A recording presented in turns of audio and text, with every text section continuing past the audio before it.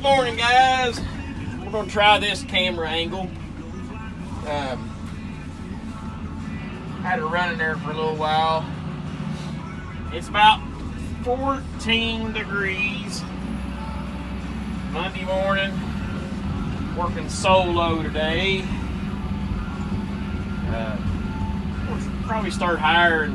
We're gonna start hiring some people here probably around March. Yeah, about 20 more days of March. 19 more days of March. 20 more days of March, I think. Start clearing on this new road job here. Ain't gonna get real vicious yet. Machine's, I mean, it's warm, but I don't like to get too vicious starting out, letting the juices still warm up. All the hydraulics, all the hydraulic oil still, you know, in the cylinders and everything's got to be retracted, and then we'll have to get it warmed up. So I usually don't get real harsh until about 20 minutes or so. Then I start getting a little bit more aggressive here. I know right now I'm pretty much I'm knocking all the dirt off of that root ball that I can, because that'll actually, when you throw that dirty root ball into the fire, that dirt will start sealing off, and the more of them you put in, one of them ain't bad, two of them ain't bad, three of them ain't bad, but then you start putting more, you know, more and more in there with dirt on it. The next thing you know, you start sealing your fire off. The dirt will actually kind of bake and get real hard. So then I usually just kind of bite that in the middle, and that'll kind of shatter. That's just an old box elder. It ain't hard to do that.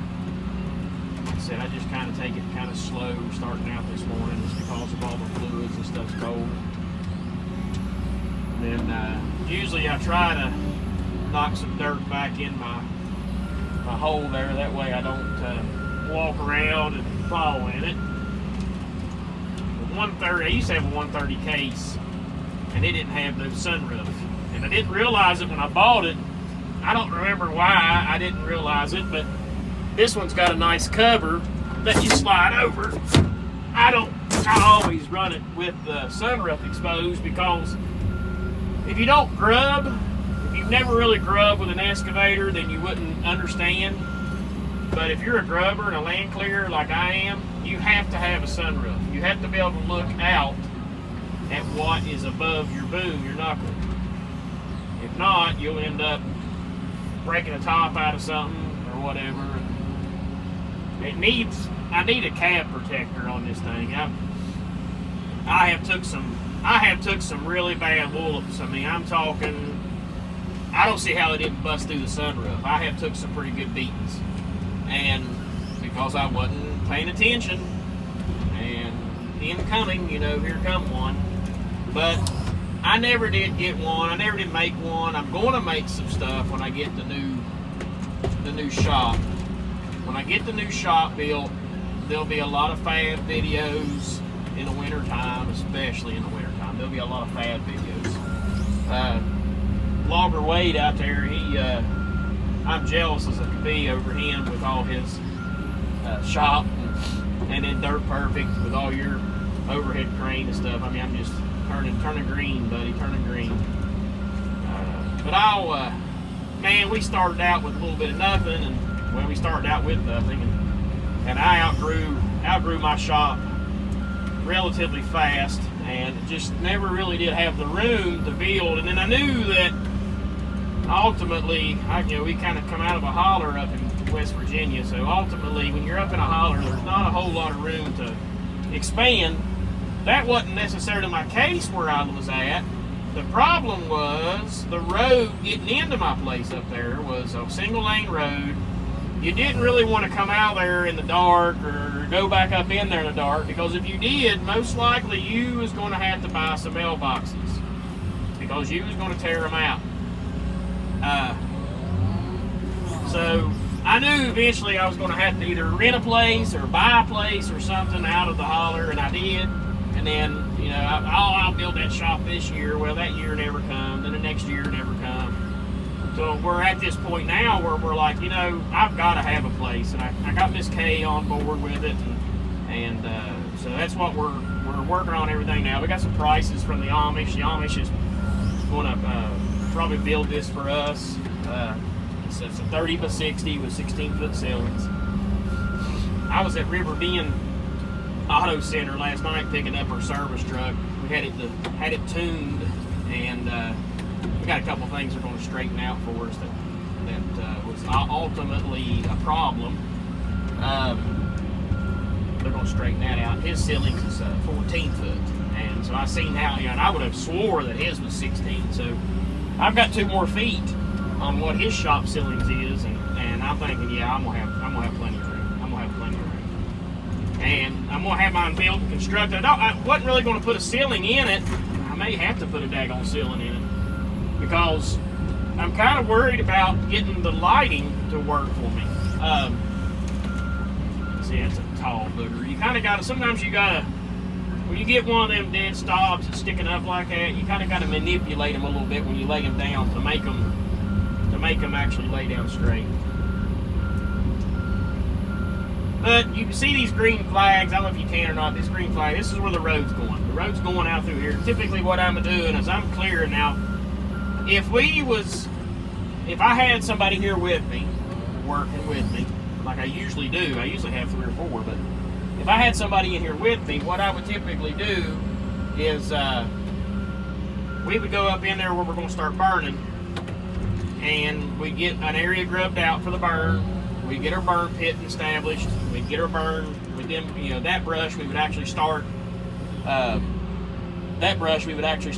you know, burn, and then as I was grubbing, like what I'm grubbing now, we would start up there working our way out. And as I was grubbing it, they'd be a guy or guys. I got 2 skid steers. They would actually be running the skid steers, doing what we call brush jockeying, and they would actually carry this brush back to the fire for me as I was going. Well, we don't have that option today. So what I'm actually doing is I'm going to be bunching this stuff up and put it in piles along the clearing path. There's a big dead one. Along this clearing path. And what we'll actually do is, I had about 8 feet. What we'll actually do is we'll come back with the skid steers, and I'll just kind of thumb this stuff back up into the way, and then they'll pack it and carry it out of here. But that's all I'm doing now is just I'm going to, see, this hard locust is a little bit different. It's hard to do that and break it. There we go, we got it. And you don't want to put a whole lot of pressure. I mean, you got to use enough force to break it, but you don't want to go crazy with it, and because it'll boomerang back and hit your cab, and I mean there's a lot to this. I'm not trying to sound arrogant or anything, but I mean there's a lot to it, and a lot of the clearing contractors like me out there is probably watching this. They can agree with you.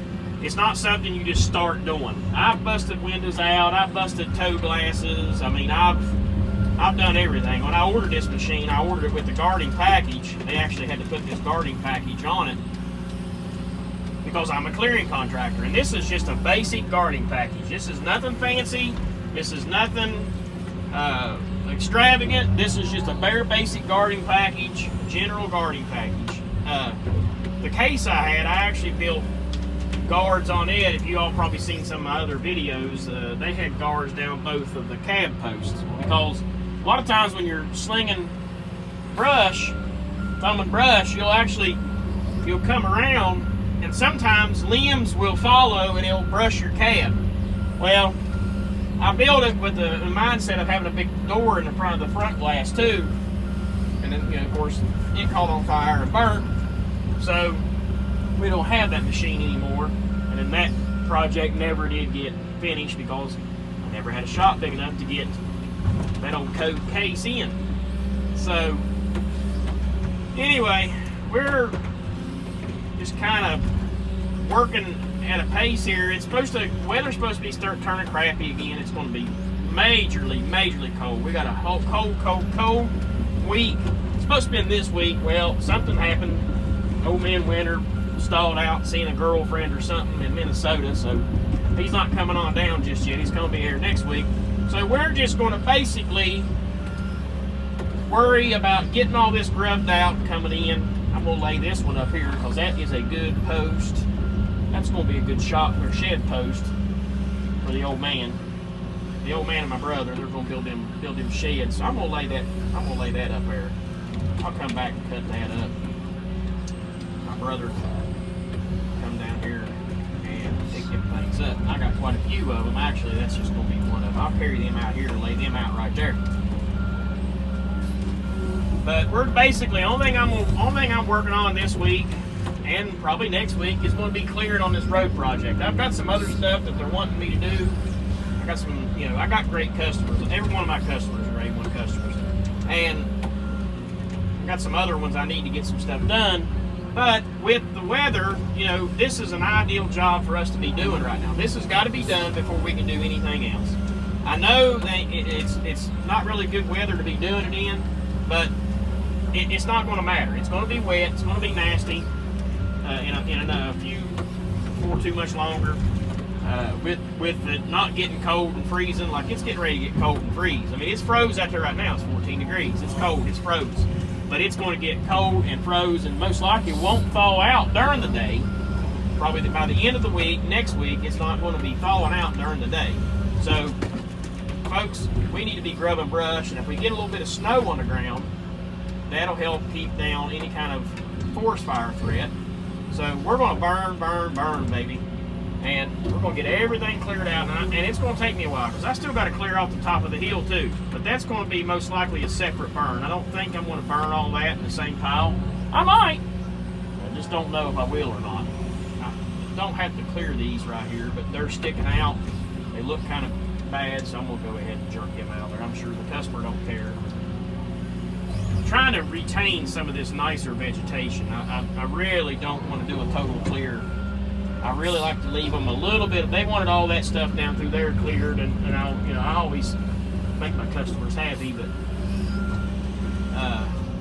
don't want to make all this naked so that way everybody sees what you're doing. I mean, when you see the brush and stuff, wintertime, West Virginia, I'm sorry, but West Virginia is ugly during the winter months. It is ugly. It's like a shaved cat or something. They're just ugly. I'm sorry, they're just ugly and they don't look right. And wintertime in West Virginia is the same way. It's just, there's no trees, there's no leaves, there's no green grass. Everything is just bleh. And I know this place would look a lot different in the spring and the summer with all these pretty box elders around. And if I could just hold them off on it long enough, I think, until that winter is over with and we get back into summertime to where, this, like this tree right here, this is a box elder, and I'm actually going to get me some of these from over here, and I'm going to plant them down there along my place on 10 to give myself a little bit of privacy from everybody going up and down Route 10. See, when I filled in my area down there, I fix it to where you can't, you can see, but you have to really know what to be looking for. You got to pick something out to look for on the way down by my house.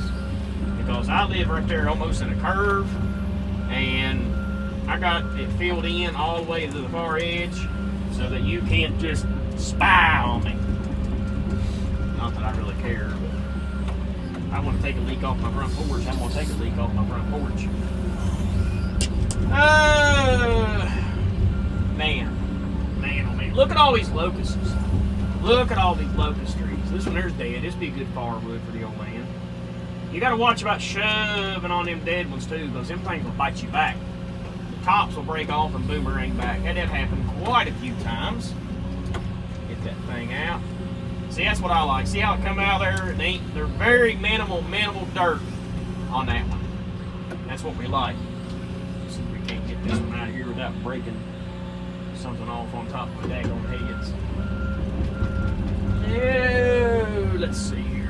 Now I need to try to get this thing up and pile it with the other one. Put that brush pile right in the way, didn't I? Or did I think I put my stem pile in the wrong place. That's how they break and boomerang around on you right there. we go. We got him broke off. There we go. Biggest thing is keeping your area kind of clean too. Pick up as many of them little pieces as you can because they just keep piling up. Next thing you know, they mix it in with your dirt, and you can't build anything on that stuff. You gotta remove every bit of that stuff. I knew this was going to be a rough one, but that's okay. I get too many easy jobs in a row, I get bored and go to sleep. This is what sometimes, you know, if I didn't have to clear stuff out by the stump and everything, one of those feller bunchers like old Oliver Wade's got, that would make me that would be something nice to clear with. And sometimes I guess I could probably do it. Them pipeline guys, that's what they do when they clear right-of-ways. They take a feller buncher. Kenny Newhouse does a lot of it around here at KM Contracting. He's a big-time contractor with Trans-Canada, which used to be Columbia Gas, which is now Trans-Canada, which Trans-Canada is now TC Energy because Americans don't like Canadians. They're like the stepbrother or something. So they changed their name to TC Energy to drop the Canada off of it. Like that makes much difference. You're still Canadian. I don't really care. Never really had any bad rep with the Canadians. And it's another good looking locust. Make brother a good looking shed post. I gotta make the old man a new shed too. Ain't got much parking up there in their house. We're looking at adding some. We have a band mill. And we're looking to add some sheds. So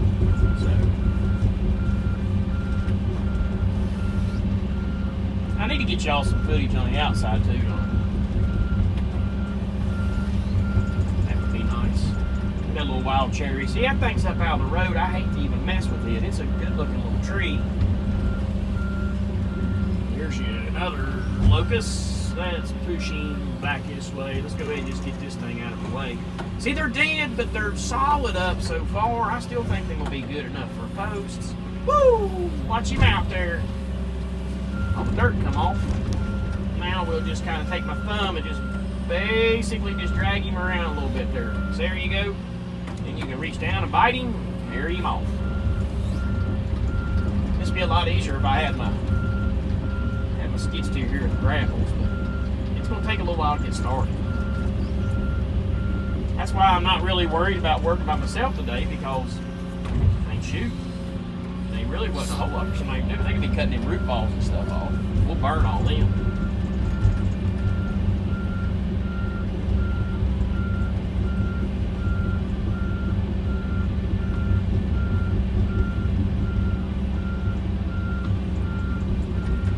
Starting to get a little farther away, and we'll have to probably do something a little bit different, I think. Once it starts getting too far away, I like to change piles, make a pile a lot closer. The skid steer is a lot faster at it. I try to go ahead and break everything up too. I like to have it about no longer than about 10 feet, 12 feet's max, because it just seems like if you start putting brush on there 16, 20 feet long, like it don't burn as good. You keep your fire good in the center. There you go. Go ahead and get that little stop out of the way. And then keeping your brush straight. I don't know if hopefully y'all can see. I ain't even checked this camera angle yet. I guess I'm just going to make this video. If it didn't work out, I just want to delete it. Do something different. But anyway, you've got to keep your brush good and straight. You don't want any harpoons. Because when you go in to bite into that with the skid steer, you don't want it. You don't want a stop coming through the brush on you, coming right through the front glass. Because the 333 is a cab unit, but the 332 is the one I started with. It is a open cab machine, and it's still. Man, we just done a bunch of work to it. My oldest brother, he's a fab, and he just done a whole bunch of work to that thing. He's got it all put back together. We used it. We didn't even use it actually. We just moved some stuff around at the farm up there with it. It took all the slop out of it. So right here's a dead one. Sometimes if I can get them to just do this, it's better. See, I can just bend him over. There's another. Lay it back down there now. There's a couple right here. There's a couple dead, rotten ones. We got to get them out of here. All this stuff's got to be cleaned up. You got to get all this stuff cleaned up before you can build a road. You cannot be building a road with stuff laying everywhere. I'd love to have single grousers sometimes too. They hold a lot better. But we do so much different work with the machine. We're not just a clearing contractor. We are other and you can't be running around with single grousers. See, I just want to kind of pry around on that one just a little bit. It don't take a whole lot. That's the key with grubbing is you don't need brute force. You just need a little bit of leverage, and you just slow. You just get faster and faster with it. Don't try to go out there and go as fast as somebody who's been doing it for a long time. Just start out slow, and then you'll get your movements down, and you'll know. Now, you're going to bust the glass out. I mean, I know I usually tell people to open the front door up, but I do not run my hose with the doors open. If you'll notice, there's stickers all in these machines. Says, do not run this machine with the doors open. And the reason why is because, like on a dozer, you'll get down against something with it, and you'll bust that door, or you'll spring that door. We bought that dozer, and somebody has got it. We bought it from John Deere, of course, but somebody had got it up against something and sprung the one door. The one door's got a little bit of a spring in it, and I didn't notice it at first, but somebody has got that thing up against something and ruined it. Well, they didn't ruin it. It's just you could tell, and that's why we don't run them with the doors open. If you run them with the doors open, you're going to get them up against something. You're going to bust them.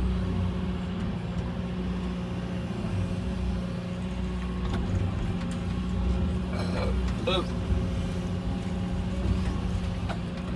Man, I wish I'd got me some breakfast this morning. I am starved out.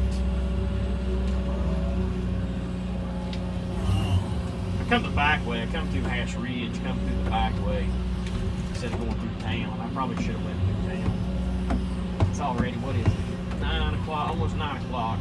Let's push this one out. That's what I try to do too, is I try to look around and see what is the dangerous trees. What am I going to, I'm going to screw up, hit something, and break something. I get them out of my way first. And then sometimes, like this one right here, looks like it's going to break up pretty nice for me. I'm going to push it, pull it up against that tree right there. There we go.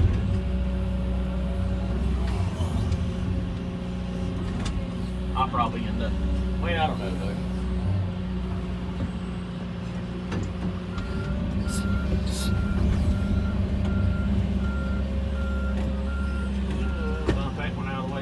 These little shoe max right there, yeah, I think we call them shoe max. Those things are dangerous. They bust like glass. They'll shatter and go everywhere, every which way on you.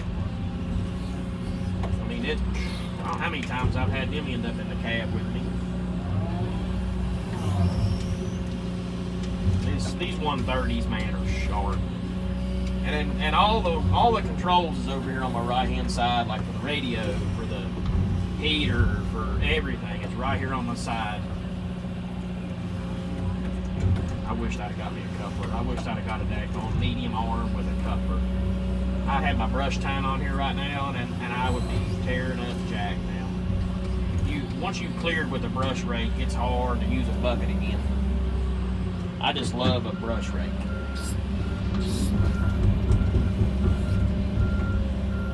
Feeling that somebody's watching me.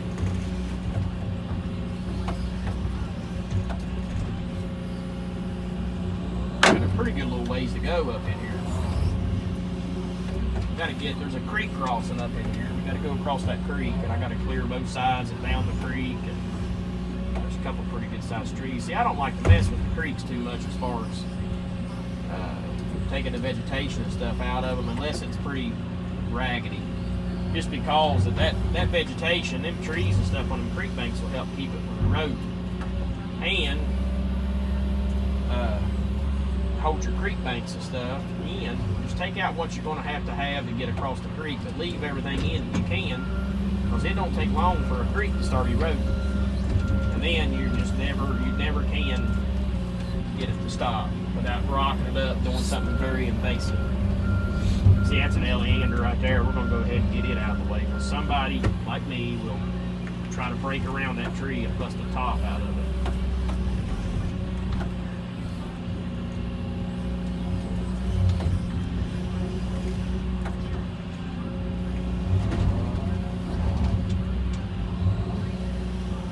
Bricklayer's going up the road or something. Awful daggone cold to be laying block today, ain't it? I thought you guys can't lay block when it gets down below freezing because it'll freeze the mortar joints or something.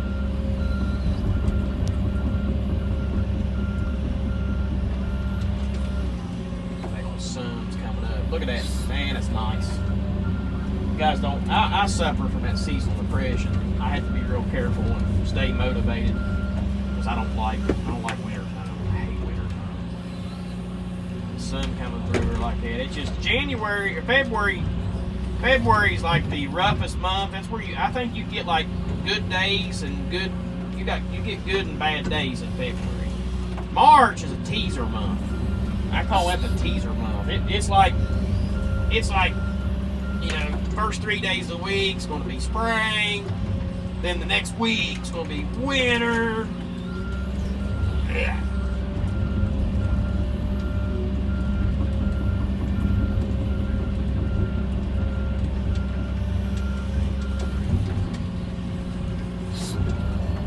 Oh, yeah.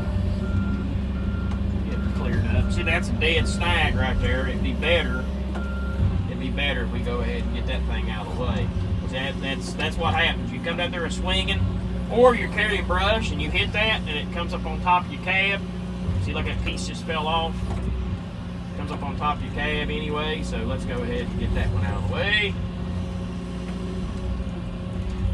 And remember, we got to try to leave with some vegetation here because we don't want to do a total clear.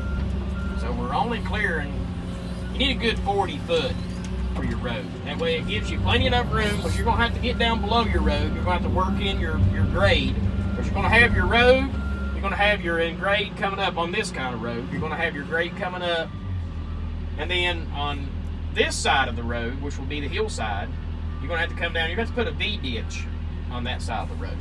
So you need plenty of room. 40 foot's a good rule of thumb.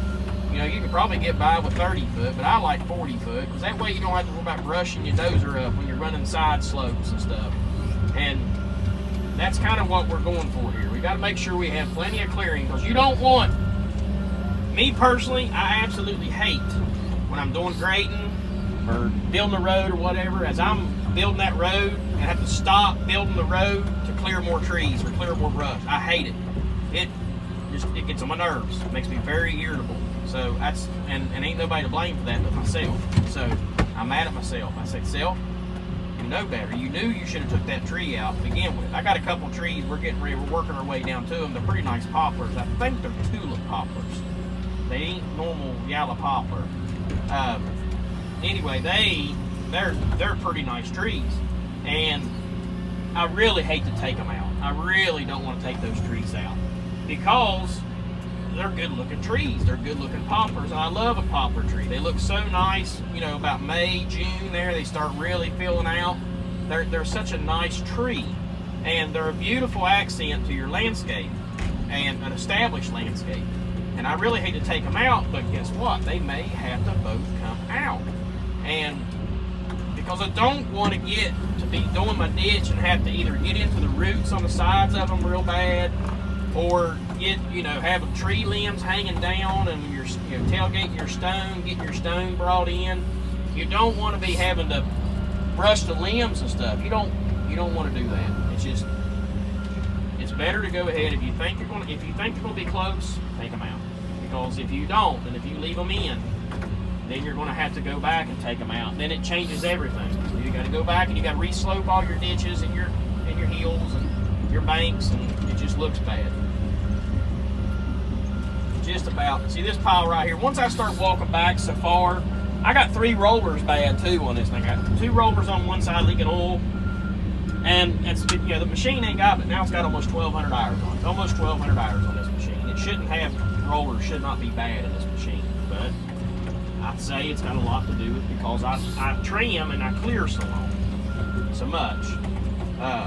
And I know I trim sidling on hills a lot. I know that's hard on rollers. But I would thought that they wouldn't. I would thought that these things would hold up a little bit better.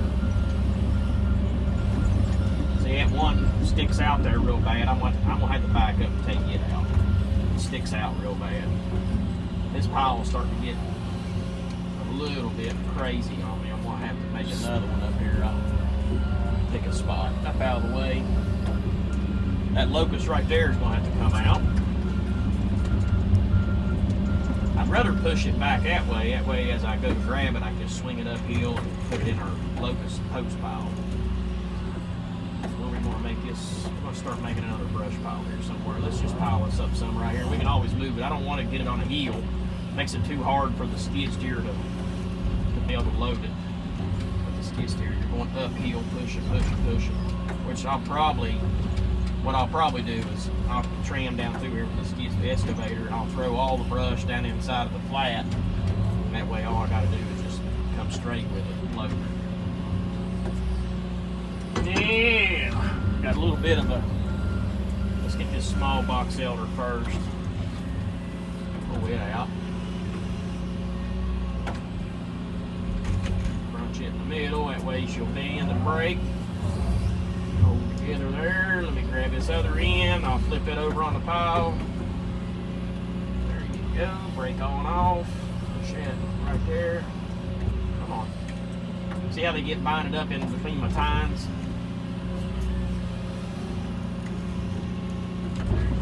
Push that on up out of the way a little bit because we got to take them other three right there, them dead ones out. And this thing's got a dead, this poplar right here in front of me's got a little dead snag. See how it looks kind of bad? And see how shaky it is? Let's go ahead and just push it out. Let's go ahead and break it off there. That was it's called eliminating a hazard. Learned that in OSHA class. Well, actually, my wife learned that in my OSHA class. And she told me about it. There are OSHA 10 cards.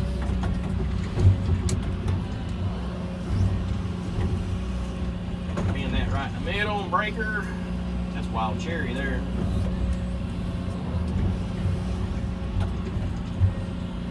Trying to make this. I'm gonna make this video with a lot of cab time because I've been told that I need it. They wanted that. Some people like watching the cab moment, so I'm gonna probably have a lot of that in this. Trying to do what everybody wants. I don't know what everybody wants, but I'm trying to make it as versatile as I can. So here's kind of giving me a little bit of a fit. One of them saws like old Logger Wade's got, man, that right there would be nice. One of them, they call it rotoback saw. I bet one of them would be nice clearing.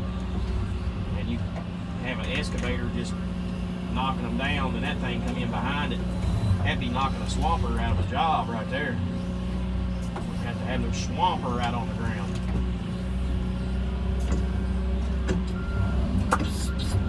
Oh, let's see. Let's go ahead and take out this other. Let's take out this walnut shoot on it. That gone locust. Man, we want to shove him through there, Poppy. Man, I'd like to. Man, I don't want to brush up that daggone cherry. It's a good looking cherry. Let's see if we can't pull it back. Yeah, let's take the roots out a little bit. Another thing I'm trying to do right now is I'm investigating on what kind of soil we have here. I swear, I think we'll probably, and I'm really hoping that we're going to get into some shale, not very deep. That's what I want. I want some good shale. That way I can just roll that topsoil off and put it below the bottom. Now that went great, didn't it? See how that's a big old rock sticking up right there? That's what I want. I want some shale with some top dirt on top. Then I can just roll that top dirt. We'll just windrow that stuff. We'll windrow that stuff right over the bank. And then that way when we get our road built, we'll have good shale and stuff on top of the road base. And then I'll just take and regrade a little bit and hang on. I done got him again. Man, I hope that little cherry survives. That is a good looking straight cherry. That would make a real nice piece. I'm gonna leave this one down here because it's I'm already on the lower side. I'll leave it down here, then we'll cut it up with a saw. See it? That that great big tulip poplar, it's going to have to come out there. It's got to come out there. Because I think I can keep him. I think I can keep that cherry. The cherry's going to turn out nice, I think. But this poplar's got to go, I think. It's right. If I don't, it's going to make my road look like poop. And the road won't look right. It'll look like it's got a bend in it. It shouldn't have a daggone bend in it. It needs to be a straight road. I got to kind of camber this road too. I got to put like a crown in it, and then I got to put, to make sure I don't divert any water over the hill toward these people's house. Because there ain't no water, well, I mean there's some, whatever's on the ground, but whenever you put a road in, you're going to actually capture that water, you're going to concentrate that water, and then you're going to make it go somewhere that it used to not go, and then it will cause some people some problems, and you don't want to do that. Not a good way to make good friends, or make friends.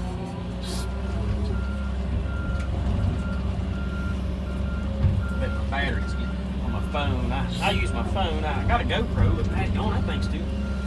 I got to figure it out. There's got to be another way, a better way to do stuff than what I'm doing.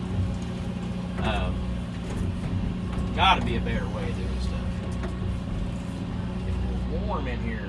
Man, yesterday, this thing, once it heats up, by Jingoes, it's nice.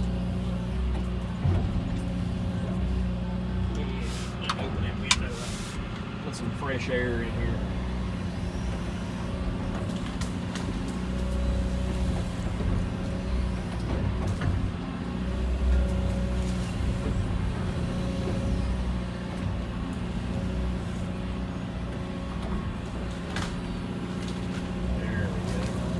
Keeping the dirt out of it, man, that's ideal. I got a little bit of dirt in that, I know I do. That was not intentional. You gotta keep the dirt out.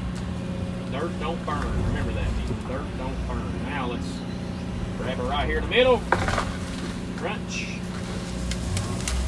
Now, ideally, I can grab it one more time. Get hold of it, goober.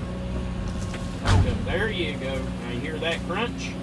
Now we're just going to try, we're going to fold them 3 pieces up and stuff it in our pile. When you get sideways like that, you got to get a little creative with how you want to grab them. So, just the bottom of that thumb just a little bit. You got to watch, you don't want to rack your thumb. You rack it and you start bending around on that thumb, man, it don't take long to tear it up. Mine's got a main pin. Mine's a pin on a tag thumb. I think John Deere owns tag, because they run a lot of tag stuff. So you got that one limb right there. See how it's a harpoon? You're going to have to turn that, because you'll end up getting somebody's face, and you'll bury it in the pile, and you'll forget that it's in there, and then you'll remember it's in there whenever you shove it right through the front glass. And we just kind of remember, I'm going to move this pile right here anyway. This is just that's just a stationary stage pile. And go ahead and grab this. I like to work, I don't like maxing my boom out. I don't like having to put my boom out there. Just because that thing will reach 20-some feet don't mean it's designed to. That right there is about where I like to work. If you come out here like this right here, for one, it's taking you longer because you got to cycle. If you're looking a little dogwood, I had to go. And for one, you got to cycle the hydraulics so far, and it cuts down on your time. Your cycle time, your cuts up, builds up on your cycle times where it's taking you longer to do something. Usually I just break that in half. I probably shouldn't I? And I'll lay it right there anyway. Now we'll ease on forward. What we got to do is we're working our way around this poplar right here. We're going to take this poplar out, but we got to get it opened up enough to where we can get all the way around it. Because we actually need to dig around that one a little bit. Because we got to control it pretty good, because there's a chain link fence down below us. House. I don't think it'll reach the house, but it'll actually wallop that daggone fence. So we're going to have to make sure we maintain it pretty good. And right here's that dead stub that I knocked out of it. That's it right there. Get a hold of it. Move it out of our way.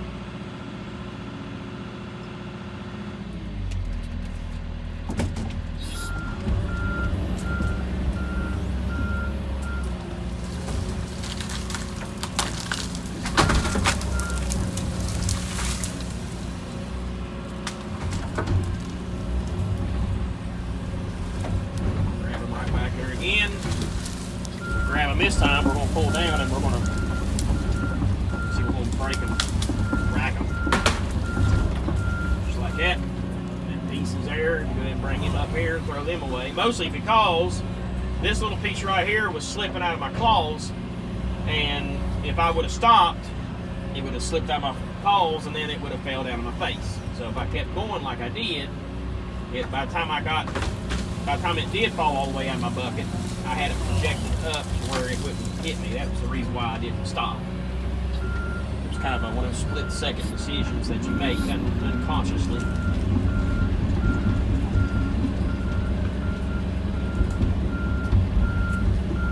That's a nasty dead locust there. That'd be a firewood, but it ain't a post. Knock that thing down out of your way.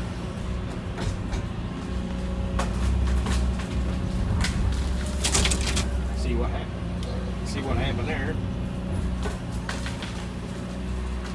That's why I usually try to get like all the small. I work my way from the small stuff up, because that's what usually sneaks. You can't be in here wobbling these big old trees down on top of this little stuff. You're just gonna make a damn old mess. So you start with clearing your smallest stuff first, and then you work up to your bigger stuff. And then a dozer, I don't clear with a dozer very much because it puts so much dirt in everything. You can't keep the dirt out of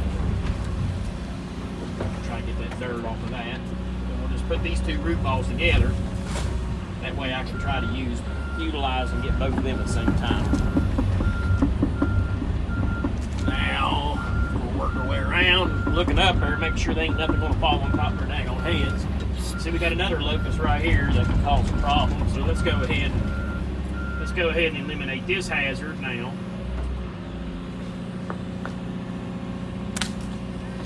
I'm not trying to move the world all at one time there. I'm just giving it a little bit of persuasion. That's all I'm gonna do. Now that's not a bad post wood right here. So we're gonna go ahead and take it down here.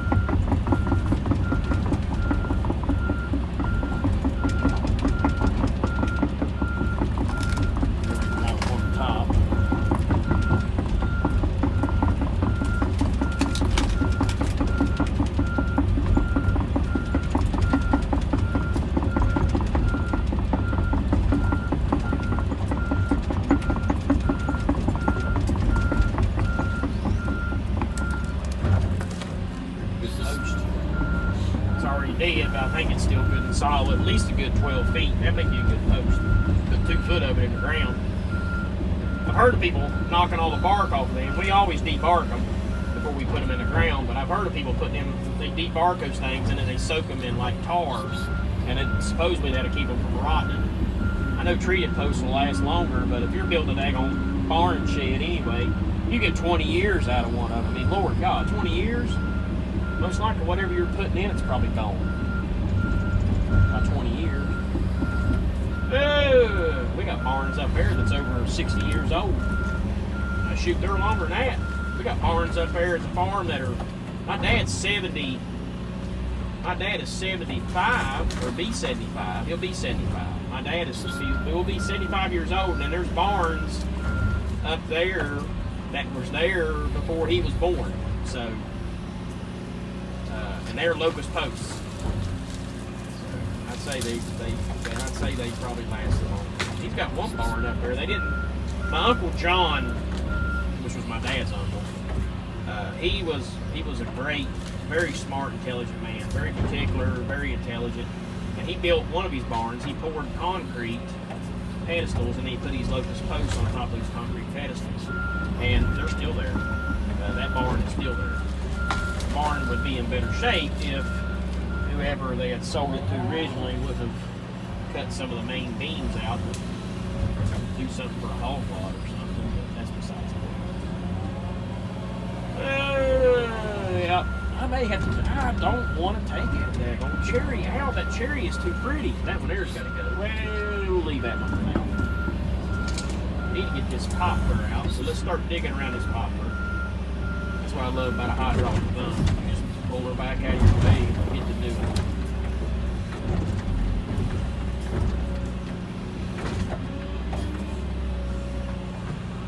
Again, you know, don't get in there and you just start rooting around like a daggone pig. You know, you got to take your time. Don't get in there and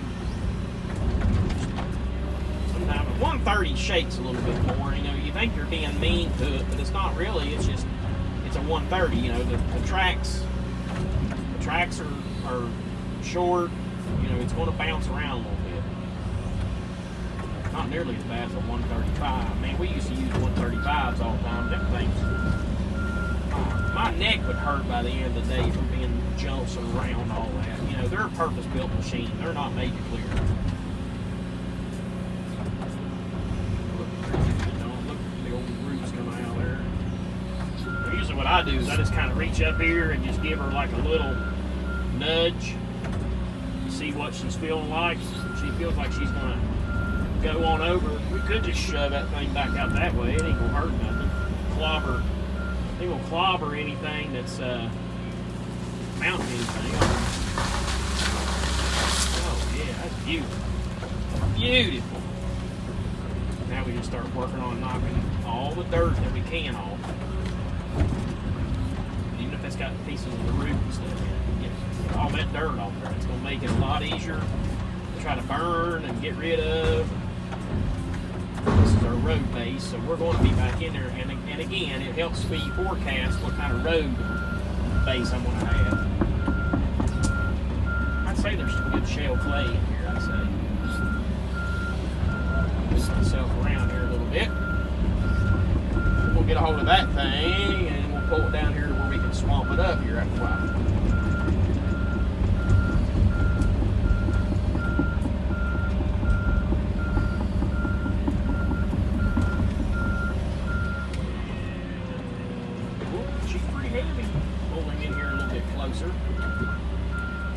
I wish I had a 200. 200 I got one track off the ground right now. Just sitting back down there a little bit. Come on, baby.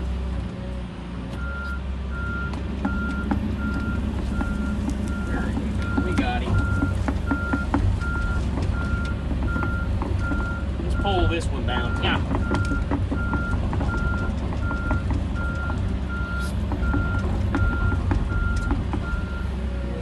Make sure we don't get her boom up in that cherry. We don't get her boom up in that box elder. We should be getting close.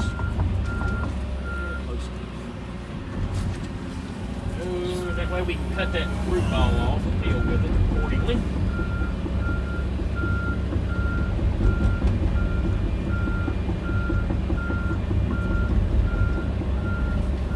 I could probably strip some of this off. That's a tulip popper. See how it shatters? Dang on. Tulip popper.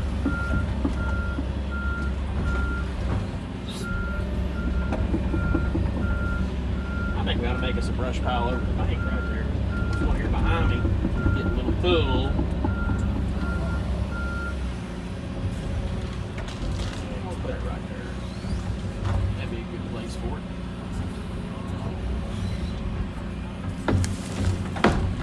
Things break off. There we go. Now my brush rake, I was going to weld me a piece of plate in it, like a splitter knife. That way I could do exactly what I'm doing now with my bucket. I could do it. I could just reach down there and get a hold of it and split it. I like to have me a, if you're a big time clearing contractor, usually you've got a stump, like a stump knife, or whatever they call those things, stump shears. You'll see a lot of stump shears they have. They actually cut those stumps apart so that way they can burn them, chip them. But, you know, your 130s ain't got enough hydraulic power, and I don't even know if a 200 would. I mean, I've seen them on 200s, but I'd say it'd take a 350 probably to run a stump shear. If I can get that one to break loose on that little piece right there, it'd be nice. I can break it four times. Oh yeah, I got it broke off. Get that thing broke off and piled up as much as I can. Easier on the swamper, which will probably be me today. It's all right. One thing about me, I ain't scared of working. Anything called everybody else. Pop it. Alright, we cleaned that one up pretty good. Got us a big old root ball mess right here. We can probably be the best thing to do is whatever that's like right there, them little pieces of root, them, you know, go ahead and fish them out there and pile them up.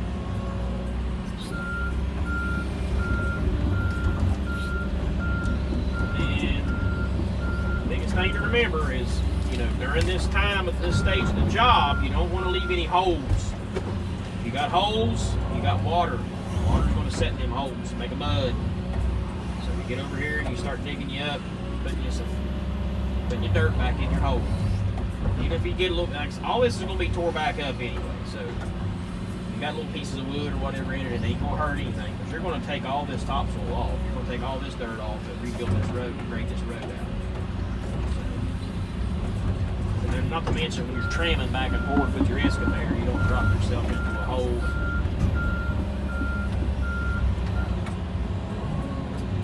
K-ration. All right, folks, y'all stay tuned.